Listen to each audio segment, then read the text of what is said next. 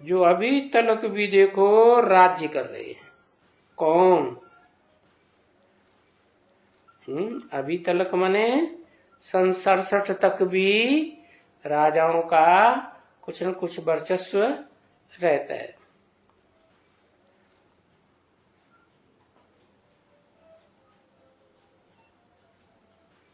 सन 67 में कोई राजा थे? है?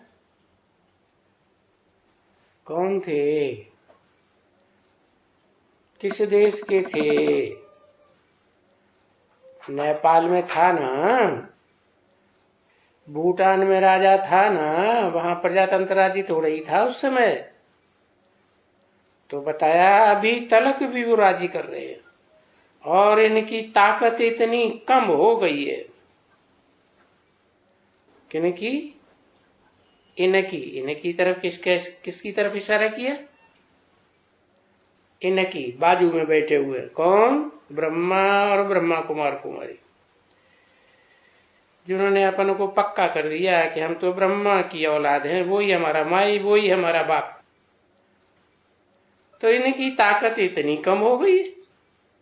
देखो अब इनका तो ये राज्य ही खत्म हो गया, राजा ही खत्म हो गई, प्रजा के ऊपर प्रजा का राज्य हो गया एकदम। तो देखो पाठ तो तुम बच्चों को समझाया गया है ना सभी। अच्छे से अच्छा पार्ट कौन सा है और नंबरवार में कौन से हैं और नीचे नीचे कौन है। जो सुख बहुत देखे हैं, परंतु एक बात पक्की है, चाहे वो भले सूर्यवंशी हो, चोटी के ब्राह्मण हो, तो भी जिन्होंने सुख बहुत देखा है नियमानुसार, उनको दुख जरूर बहुत देखना है। अरे अंतिम जन्म में या बीच वाले जन्मों में? है अंतिम जन्म में जब प्रजातंत्र सरकार आती है तो बहुत दुख देखना है।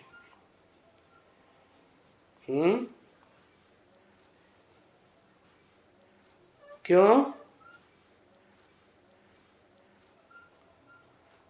क्योंकि जो दुखी नहीं होगा बहुत, वो दुखी लोगों के दुख दर्द को कैसे समझेगा।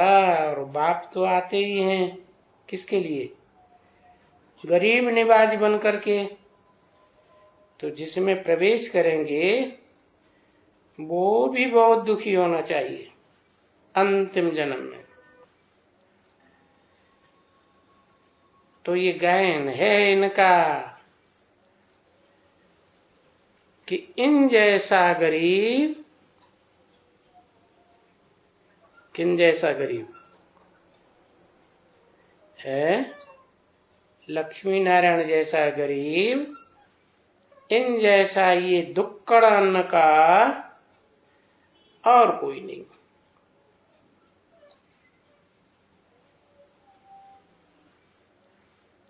सबसे जास्ती भारत वो अन्न खरीदता है, क्योंकि यहां सबसे जास्ती दुकाल पड़ता है। अकाल, दुकाल, अतिवृष्ट, अनावृष्ट,